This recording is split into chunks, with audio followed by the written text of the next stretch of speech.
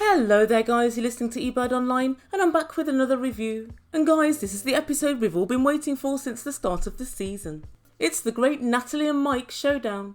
If you haven't done so yet, please don't forget to subscribe to my channel, press that big red button and make Ebird a very happy Ebird. And also, don't forget to press the like button.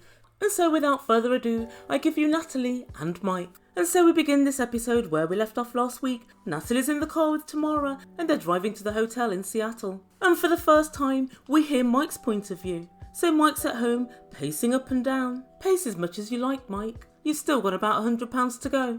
And a producer asked, what happened? And Mike said, I got cold feet. And he continued, it was a lot just dealing with everything and the wedding and everything to do with Corona. What? Mike, what has Corona got to do with anything? Well, it would seem the excuses depot is closed due to coronavirus. Mike can't come up with his own excuses, he has to send out for them. And next we go over to see Natalie and Tamara checking in at the hotel. And Natalie tells the lady behind the desk, we have a room reservation. And they handed over Mike's credit card and the hotel receptionist said, whose is this card? And Tamara went, it's my neighbour's card. And she said, pointing to Natalie, we're trying to get her back to the Ukraine. And the hotel receptionist said, no, I can't accept it. Unless the person who owns the card is here, I can't accept it. I need other ID. Now guys, to start off with, I found this extremely strange because as you guys know, I had my own business for nearly 15 years and we did an awful lot of travel and I put an awful lot of people in different hotels and I've always been able to do it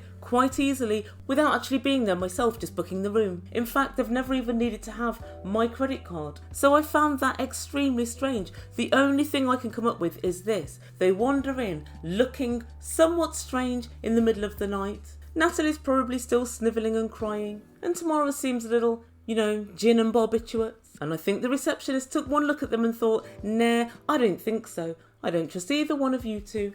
And they were sent packing. And guess what? Guys, they had to go back to Mike's house. But what's really unbelievable is this. Natalie, you have travelled halfway around the world to be with Mike. You do not know this person properly and you're in a foreign country with finite paperwork and you don't have the money for a ticket to get home. I wouldn't even have the money for a hotel room. I'd have clean the money to go home. She says, I don't have credit card. Natalie, you should have at least a couple of G's somewhere so you can get yourself home. You're 36 years of age, you say that you're travelled and you're cultured and you have all this education and so much sophistication and high IQ, but you don't have the cost of a cheap hotel room. And I've heard that Seattle's expensive, so I wondered to myself, how expensive is it? Maybe, just maybe, it's prohibitively expensive. Maybe it's like spending the night in Dubai or Tokyo. So I had a little look. I found a common garden 3-star room for £104,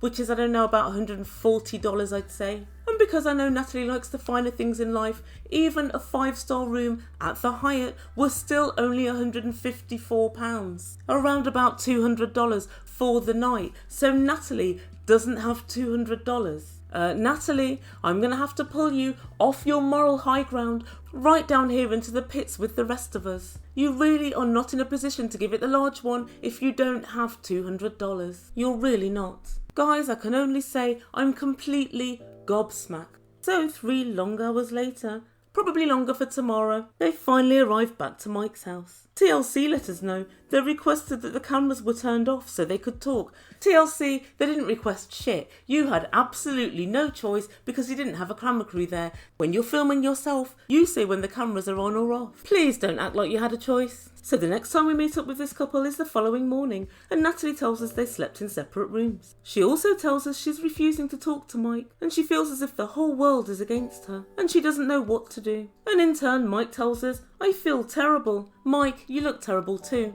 And you act terrible. In fact, you are terrible. And he tells us he wants to sit down and talk to Natalie. Oh God, he's also terribly boring. And Natalie's standing in the kitchen. She's looks like she's cooking. And I'm somewhat surprised that she's not rushing around trying to get her flight to France. Very strange. Very strange indeed, for Mike looks like the kind of person that a few $100s would seem like a life-changing amount of money.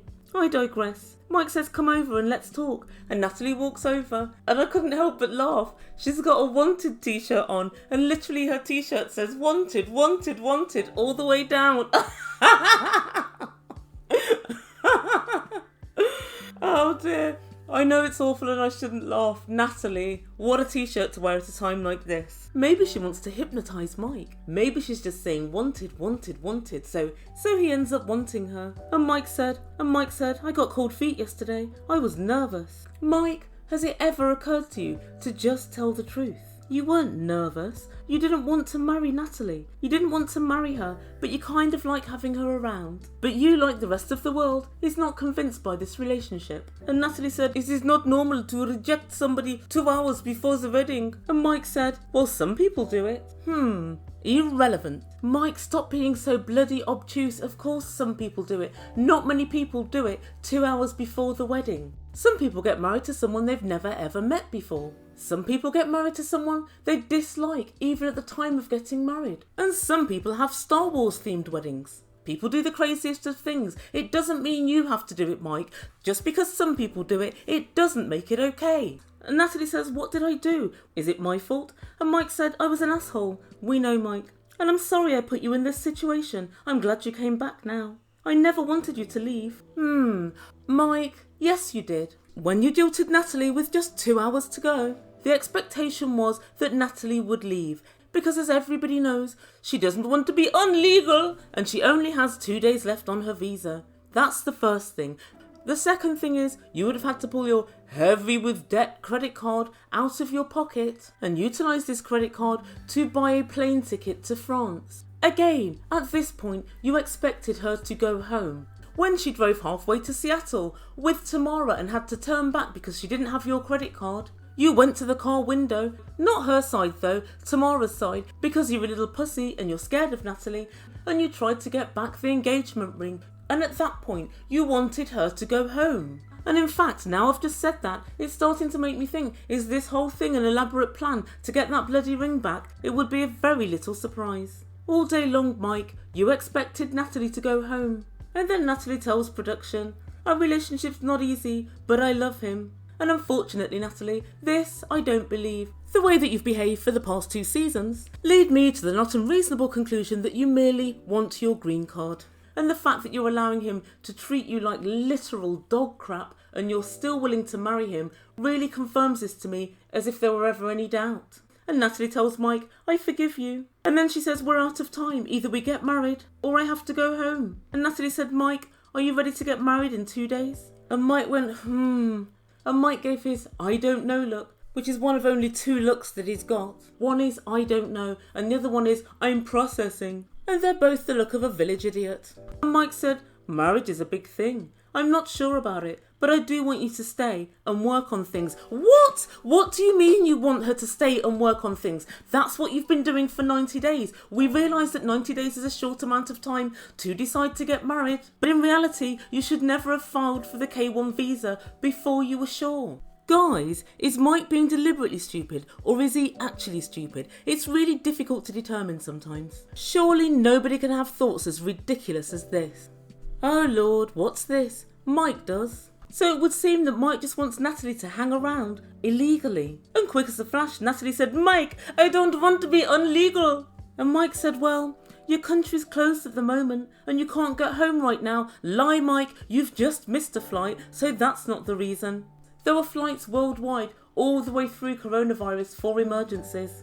And Mike says, I'd really like to reach out to a lawyer. Oh God, Mike, we'd really like to reach out to a man. Is there any around those parts? I've only seen Uncle Beau and you. And the truth be told, Uncle Beau's more of a man than you are. His audacity knows no bounds. Either marry her or let her go. If you don't know now, you're not going to suddenly realise in 2 weeks that she's the love of your life. Nothing's going to change. What you think you have in front of you, a self-entitled little brat, you do have in front of you. If you don't want to marry a self-entitled little brat, Natalie's not the one for you. And Natalie reluctantly agreed, and so the next time we see them, they're sitting down talking to lawyer Leslie. I love a good bit of alliteration. And Mike explains her visa's up today, but I've seen on the news that because of coronavirus, they're not sending people back at the moment. You know, it's pretty impossible. There are no flights anywhere. And lawyer Leslie said, have you guys gotten married? And Mike said no. And Leslie said, well, there's no government guidance at the moment, but you have 1 day to get married, and that's pretty much what you need to do. And guys, Mike looked absolutely devastated at this news. And lawyer Leslie said, "You will have unlawful presence if you do not get married in 90 days. And Natalie tells production, "I am not okay with being a criminal." But Mike decides to have another go. And he says, if there's no actual way to get her home, is it terrible for her to go past the 90 days? I mean, will they come in the middle of the night and try and get her?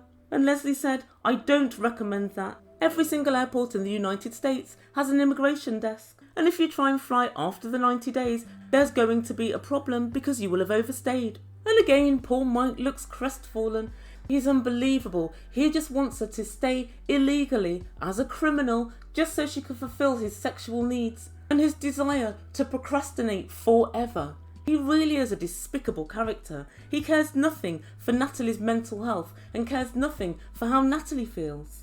And just before the lawyer went, Natalie said, "You don't understand. He's changing his mind all the time. What shall I do about this? What can I do?" Lawyer Leslie seems somewhat shocked, and she said, "Unfortunately, this is not a legal problem. You have to either marry tomorrow or get the F out." So what she said was pretty unequivocal. They have to get married or Natalie will have to leave. And so the final time we see them this week, Natalie's in one room and Mike's in another.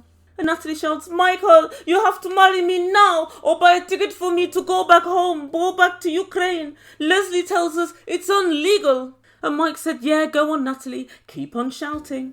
Mike, it seems to be the only way to get things through your thick skull." And then Natalie decides to have one last go.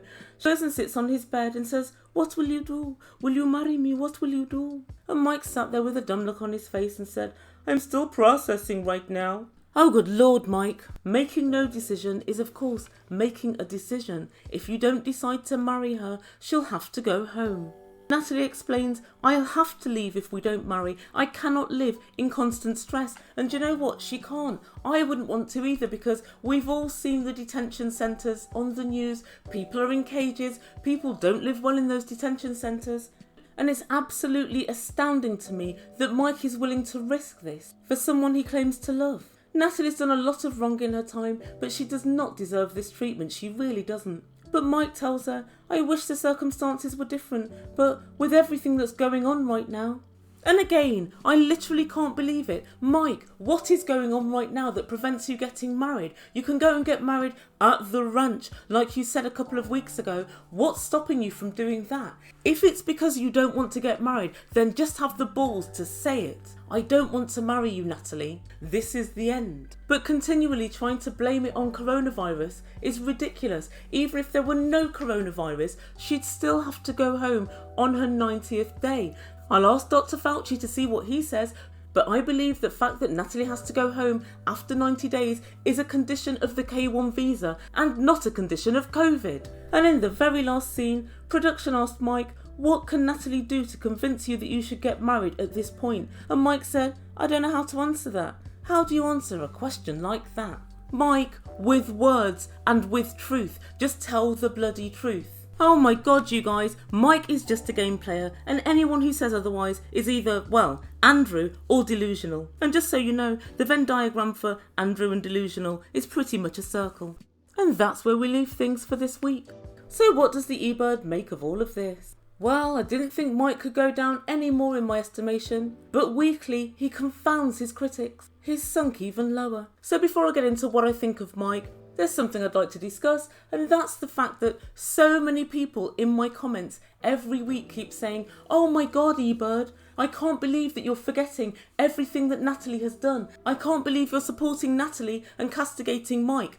Guys, wrong. I've explained this once already, but I'm going to explain it again for any of you who might have missed it. Just because I think that one party is in the wrong, i.e. this week I believe Mike is in the wrong, does not in any way mean that I think the other party is right. It's entirely possible for both parties to be in the wrong. And it's equally as possible to feel sorry for somebody even though they are in the wrong. I'm not in support of Natalie, and I'm not in support of how Natalie's behaved. Natalie to me has always been wild and weird. However, this treatment is cruel and inhumane, and I don't believe that anyone deserves this amount of stress and this amount of heartache. So in a nutshell, here's the problem as I see it. Mike does like Natalie. He was in love with her, he's not sure if he still is, and so he wants to wait to get married. Bad luck, Mike, because that option is not available. Why do I think Mike's so unsure? I think it comes down to something that happened just a few weeks ago. A lot of you are saying he finished it when she threw the ring.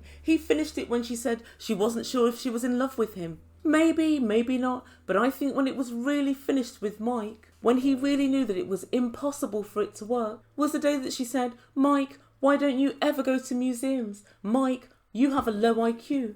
Mike, you're low class. Mike, I think your ex-wife, who I don't even know, is low class too. She basically said, you're no good, and he knew at that moment, you only want me for this green card. You see me as a massive settling and stepping down.